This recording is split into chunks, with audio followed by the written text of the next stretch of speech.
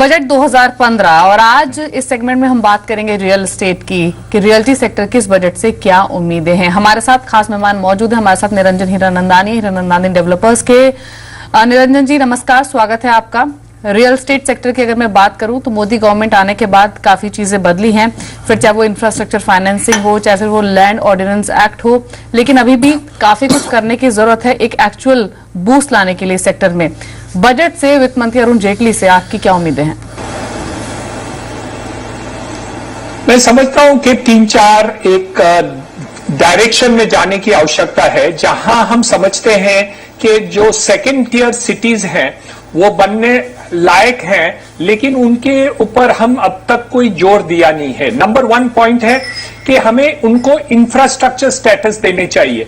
आज तक हम क्या कर रहे हैं कि जो बैंक्स और फाइनेंशियल इंस्टीट्यूशंस है वो आरबीआई के गाइडलाइन से शॉर्ट टर्म्स फंड्स देते हैं, 5 साल के लिए, 6 साल के लिए। लेकिन हम जब नए सिटीज बनाते हैं, टाउनशिप्स बनाते हैं, तो हमें लॉन्ग टर्म फंडिंग की आवश्यकता रहती है।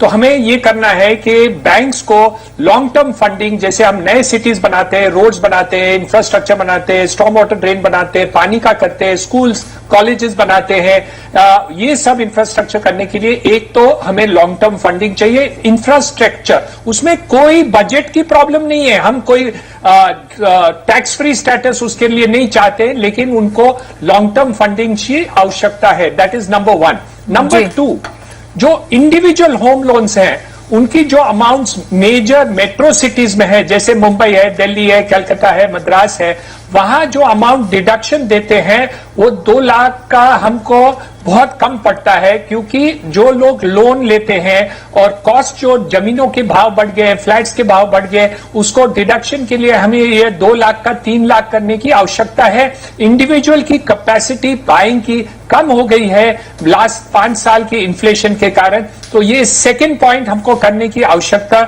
है।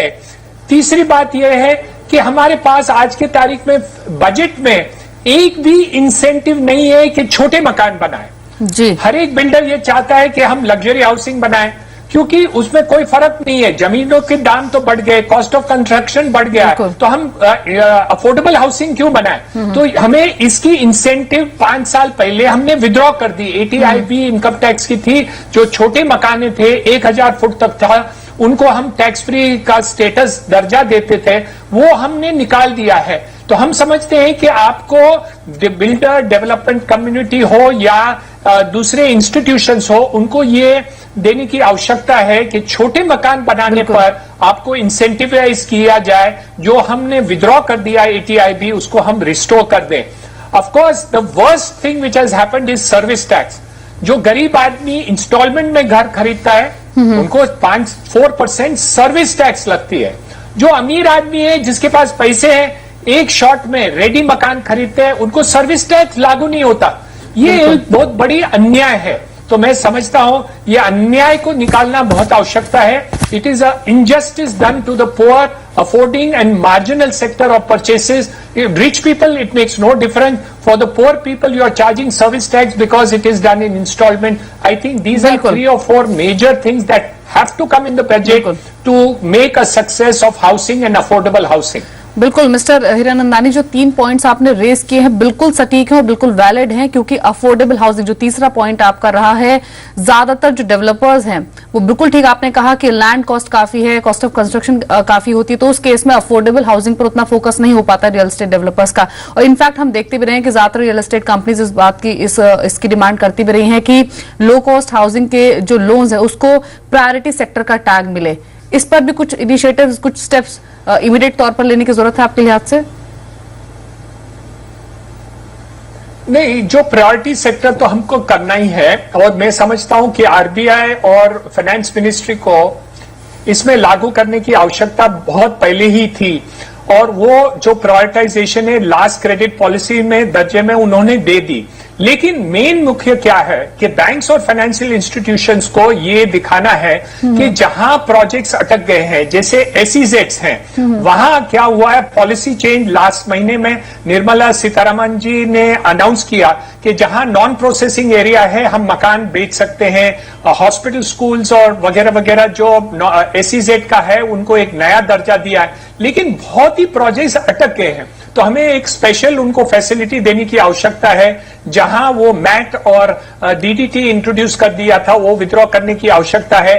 Of course special benefits for the non processing drone is totally remove, which is fine, वो ओपन है। लेकिन जहां प्रोसेसिंग जोन है, if you have to make it competitive, then in the special economic zones we have to make it, if you want to make in India and make it competitive to China or any other country in the world, we have to restore that benefits completely under DTT and MAT if you want make in India to be successful. तो एक तरफ से affordable housing जो नरेंद्र मोदी साहब का एक मकसद है, दूसरी बात मेक इन इंडिया मैं समझता हूं हो सकता है, लेकिन there you have to give the tax benefit if you want to make it competitive to China and the rest of the world. बिल्कुल, टैक्स बेनिफिट्स देना बहुत जरूरी है। लेकिन मिस्टर हीरानंदानी, अगर मैं बजट के अलावा बात करूं, पूरे रियल्टी सेक्टर के जो फ्यूचर प्रोस्पेक्ट्स हैं उसकी मैं बात करूं, स्पेसिफिकली मैं यहाँ पर रेट्स पर फोकस करना चाह रही हूं, क्योंकि हाल ही में जिस तरह से बीते साल यानी सितंबर 2014 में रेट्स को लेकर नए नॉर्म सेबी ने डिफाइन किया, उसके बाद काफी सारी बातें हो रही थी कि हाँ इस सेक्टर के जो प्रोस्पेक्ट्स है वो जरूर बदलेंगे और एक्चुअल लॉन्च ऑफ जो रेट होता है वो अब इंडिया में आता हुआ दिखाई देगा। तो इस पर आपकी क्या राय है? उसमें दो बातें बाकी रही है। जो अब तक अमेंडमेंट आई थी लास्ट इंटरिम बजट में, तो वहां उन्होंने सिर्फ एसपीवी जहां 100% investment is to be transferred by shares, only that benefit was given for the purposes of transfer and pass through. मैं समझता हूं ये गलत रहा और हमने रिप्रेजेंट किया है कि you have to give any asset transfer to a REIT, specially in the case of road projects, infrastructure project, housing project, commercial unit. वो जो उन्होंने अमेंडमेंट की है वो इनएडिक्वेट रहा है, हमने रिप्रेजेंट किया है, वो मानते हैं कि यहां एक खामी रह गई है, तो we are expecting that change. Second, जो स्टैंप ड्यूटी की बात है, जब हम रीट्स में कोई भी प्रॉपर्टी ट्रांसफर करते हैं तो हर जगह 5 से 6% स्टैंप ड्यूटी लगती है, तो वहां उसको भी पास थ्रू करने की आवश्यकता है। SEBI and finance ministry will have to represent to all the states कि वो स्टैंप ड्यूटी जो है it should be made equivalent to mortgage and not that as per conveyance. So 5% will have to go to 0.1%. Otherwise, transfer to a REIT is not going to be possible. So to make REIT successful, we have to do two things. Pass through has to be complete for any transfer of assets, and second, stamp duty has to be changed at the state level.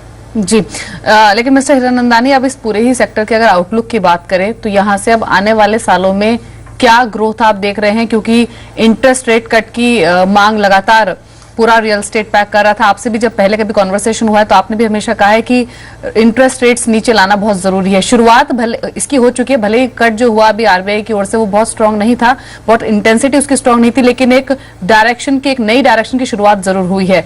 तो अब ऐसे में अब scenario पूरे ही real estate pack को लेकर आप बदलता देख रहे हैं? मैं समझता हूं कि जो इंटरेस्ट रेट कट हुआ है काफी देर से हो गई, लेकिन अब आरबीआई मानती है कि हमने जो कंट्रोल कर दिया है इन्फ्लेशन, उसके कारण हम रिडक्शन कर सकते हैं। मैं समझता हूं कि लगभग मार्च अप्रैल तक हम 100 basis points कट कर देंगे। So I am expecting at least 75 basis points to come down, especially in the housing sector, for the purposes of giving 22 million houses by 2022. मैं समझता हूं ये बहुत आवश्यकता है, क्योंकि ordinary people need that benefit to be done. Also छोटे मकाने के लिए हमने इंटरेस्ट सबवेंशन दिया हुआ है फाइनेंस मिनिस्ट्री के द्वारा। तो मैं समझता हूं a combination of a reduction in interest rate of 100 basis points, including the 25 basis point which has already been done, मैं समझता हूं that interest subvention deduction for tax purposes will make Modi's ambition to give affordable housing to all by 2022 into a reality.